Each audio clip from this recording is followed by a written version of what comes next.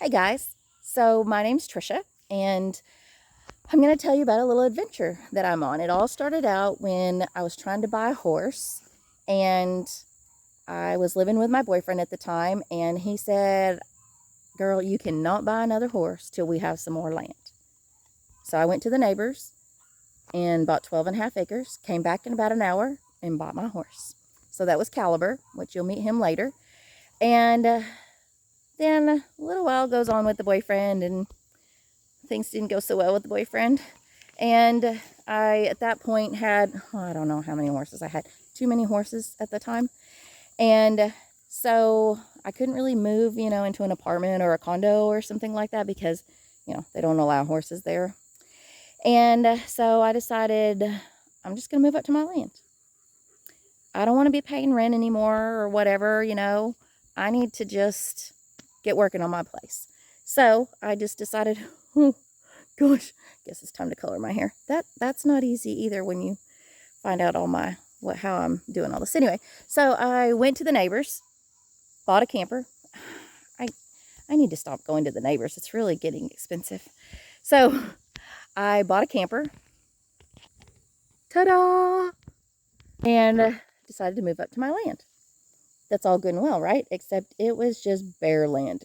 It used to be like trees and they clear cut it, and now all it is basically pine saplings, gum saplings, briars, just a mess. And so I decided just to move on up here. So I didn't, oh crap, oh, okay, that was a horsefly. Should have seen the size of it. The thing was huge, and he just took a chunk out of my leg. Horseflies hurt, and they don't just bite horses, just for the record. Crap, do you see it? Okay, well, we gotta make sure he doesn't come back. Dadgum. Okay, all right. So, I didn't think about doing a video series until I got a little farther into this adventure. So some of it I'm going to kind of backtrack and kind of give you just a review of what I've already done, and catch you up on the way I worked out some of the stuff. So, because there was a lot of difficulty. So there's no water, no electricity, no sewer, no anything, no driveway, no anything. So I started out by hiring a dozer and had a driveway built up because it was really bad. And even with the driveway, I got stuck a few times, even with my four-wheel drive truck, which I'm going to insert some pictures in here where you can see that. And built a driveway up here, and then had to figure out water, had to figure out a way to do electricity. And so I'll go into that in some of my next videos, but I'm going to kind of introduce you to a few of my roommates, maybe. Let's start with Onyx. He is a black German Shepherd. I got him as a puppy.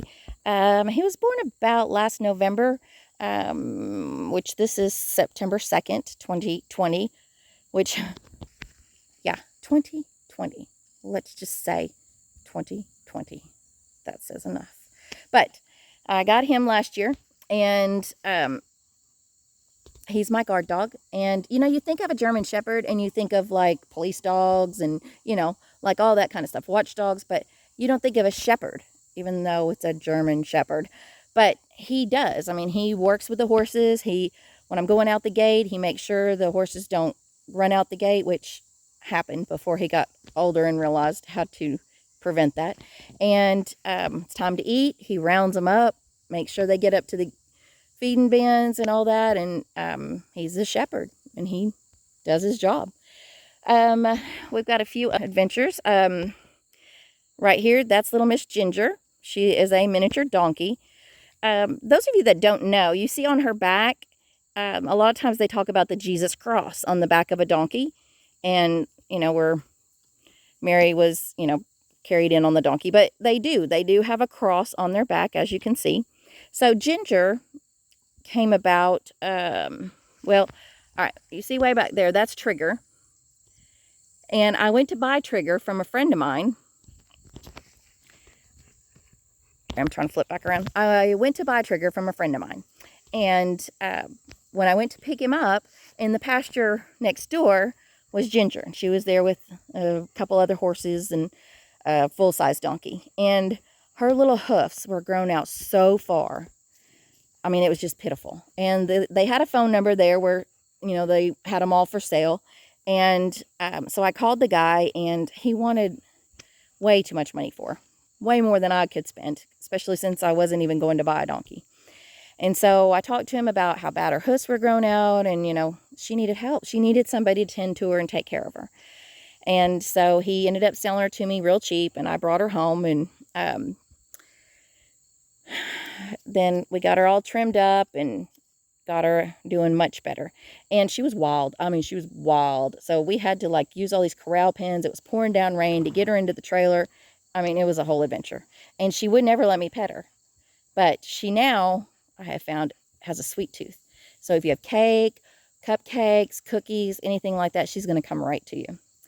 Now, the other one, oh, I'm zoomed in too far. This is Stella. She is a 2-year-old filly. Her story, here, let me show you her side. She's really pretty. And she's very nosy too. So she'll have her nose in the middle of everything. But you can see she's a paint. She's got the spots on her. But her story, I bought her mom from a kill pen in Louisiana. And she was on a truck getting ready to be shipped to Mexico. And a friend of mine was there. And she pulled this horse off the truck. And she called me and she's like, Trish, I have found a horse you need. You're going to love her. And I said, okay, I trust you. And so I called in my credit card number or whatever and sent the money, and she brought her here to me from Louisiana. She was absolutely beautiful. You'll see her later. I still have her. So she gets here and she starts getting sick, like really bad sick. She had the strangles. And strangles is, it's like a strep. It's a strep, but it forms this massive knot like under their jaw, and then it like busts and oozes like nasty stuff, and makes them really, really sick. And a lot of horses die from it. So I took her to the vet. Oh, we have a visitor. Oh, I can't find it. There it is. A lot of times they'll fly over either doing an ambulance, like a med flight, or looking for drugs. They looked a little high, but I don't know. Sometimes they're just looking for drugs, which they will not find here, just for the record. Okay, so anyway, her mom was really sick. I took her to the vet. They pumped her full of antibiotics, got her better, but we brought her home and she was still really fat. And normally, you know, when horses get sick, they're going to lose quite a bit of weight and all that, just like we do. You know, when people get sick, they lose weight too. So, but she didn't. So then we kept watching and she kept getting fatter and fatter and fatter. And then we were like, oh, Scarlett's going to have a baby. Sure enough, she did. The end of July of 2018, she had Stella. So went out one morning and there's a new horse just like that. So that was really exciting. And Stella is a sweetheart. She's not very tall, but she's really sweet. They have little Miss Dixie. Dixie is a mountain cur, which are typically like really good squirrel dogs. I don't know if she's going to be, but she's kind of spoilt. Dixie came with a horse. I bought a horse. They had puppies. I picked her up just to look at her because the little girl that was there was like, look at my puppy. And I picked her up and I was like, oh, puppy's got to go home with Tricia. So that's where Dixie came from. She came with Jasper. And there was another time that we got a flat tire and we got a tire fixed and we got a puppy. These puppies, donkeys, they all just end up with me. I don't know how this happens. I have another dog. He's missing. Okay, well, I have 4 other dogs, to be exact. But the 3, I'm not going to get out right now because... Okay, the one is like so tiny, and she's like the size of like a big rat. And she thinks she's like bigger than Onyx, and she chases the horses. And so I have to watch her. She's going to get kicked, and that'll be bad. So I'm not getting her out right now. But anyway, that the point of this video is that I'm kind of homesteading. I mean, I'm not going to live off the land completely because I have a job and I have bills and have to, you know, continue living the real world off of the ranch. Oh, so that's my ranch is called Sunflower Ridge because it's up on a ridge.